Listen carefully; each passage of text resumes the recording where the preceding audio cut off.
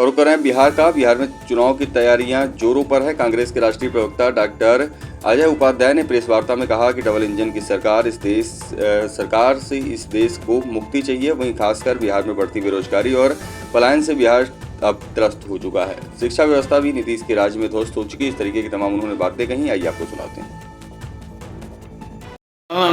लूट, डकैती, हत्या इस प्रदेश की तासीर बना दी है इस ट्रबल इंजन की सरकार ने। पिछले सालों में 25,000 हत्याएं हुई हैं।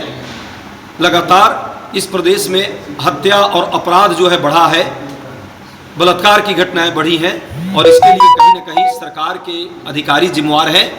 उनसे सरकार चल नहीं रही है। मुख्यमंत्री जी बेचारे अस्वस्थ हैं। उनको नकली चेहरा बनाने का सिर्फ चुनाव तक प्रयास भाजपा ने किया ताकि अति पिछड़ों का वोट लिया जा सके और गुंडों की राज स्थापित की जा सके। लेकिन 14 के बाद अब यहाँ गुंडागर्दी कोई बर्दाश्त नहीं की जाएगी, तनिक भी।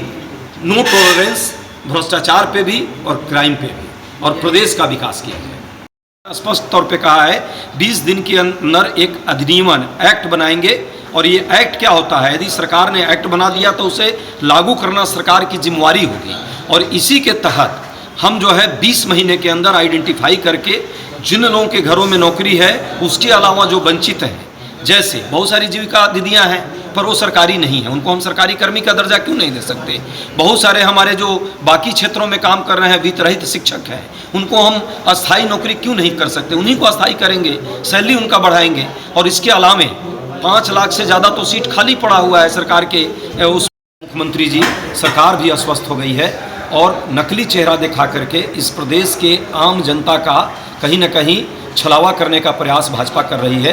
भाजपा अपने जो छुपे हुए चेहरे हैं उस चेहरे को निकालने की स्थिति में नहीं है, पर 14 के बाद जनता उनके चेहरे को नकार रही है। और वाकई जो चेहरा प्रदेश के विकास के लिए हो, जो गठबंधन प्रदेश में उन्नति लाने का काम करेगा, शिक्षा, स्वास्थ्य सेवा को अच्छा करेगा, उनके साथ प्रदेश की जनता रहेगी। क्या लगता है बिहार में इस बार किसकी सरकार बनेगी? बिहार में मैं अभी जो है लगातार बिहार में दौरा कर रहा हूँ, घूम रहा हूँ। बक्सर से लेकर के और बेतिया तक की यात्राएं हो रही हैं। मैं अलग अलग जिलों में गया और देखा जगह से सृजित किया जा सकता है। इसके लिए एक रोड मैप हम लोग तैयार कर चुके हैं और उसी विश्लेषकों के, विशेषज्ञों के आधार पर ही हम ये बात रख रहे हैं कि दिया जा सकता है। सर ये बताइए कि अब प्रियंका गांधी कब आ रही हैं बिहार में? प्रियंका गांधी लगातार दौरा में है, आजकल में भी हैं। और आपके इस मोतिहारी शहर जो गोविंदगंज है, गोविंदगंज में भी 6 तारीख को उनका आगमन होना है। भव्य तैयारी चल रही है। राहुल गांधी जी लगातार हमारे भ्रमण में हैं। सीनियर नेता अलग अलग राज्यों के मुख्यमंत्री आ चुके हैं। बहुत सारे हमारे कार्यकर्ता जो अलग अलग जिलों, अलग अलग राज्यों के हैं, विभिन्न राज्यों में जिन्होंने काम किया है, मेरे जैसे छोटे कार्यकर्ता भी राष्ट्रीय प्रवक्ता बतौर यहाँ आप लोगों के साथ हैं। पूरे प्रदेश में अलग अलग जगह पे कांग्रेस के सभी वर्कर जो हैं आकर के काम कर रहे हैं। बेहद उत्साह है कांग्रेस के कार्यकर्ताओं में और महागठबंधन के कार्यकर्ताओं में। हम जीत 100% दर्ज करने जा रहे हैं। 14 के बाद बिहार में बदलाव सुनिश्चित। अनंत सिंह पर फिर एक हत्या का आरोप लग गया है, क्या कहना चाहेंगे? देखिए, ये तो एनडीए को जवाब देना चाहिए।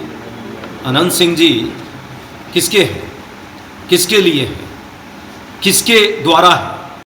किसान, महिला, मजदूर सभी एक पैर पर खड़े हैं। वो चाहते हैं कि प्रदेश में कैसे बदलाव हो और सुनहरा भविष्य बने, नौजवानों का खुशहाली आए बिहार में। सभी शिक्षक वर्ग हों, विद्यार्थी वर्ग हों या महिला और जो मजदूर वर्ग है, सबका कैसे कल्याण हो, इस कल्याण वाली सरकार लोग चाहते हैं। ये सिर्फ छलावा करने वाली सरकार नहीं। इसलिए बदलाव पूर्ण रूप से है। पूर्ण बहुमत के साथ महागठबंधन की सरकार आएगी। और जो हमने प्रण किया है, रघुकुल रीत सदा चली आई, प्राण जाए पर वचन न जाई, वो प्रण जो है हमारा प्राण प्रतिष्ठा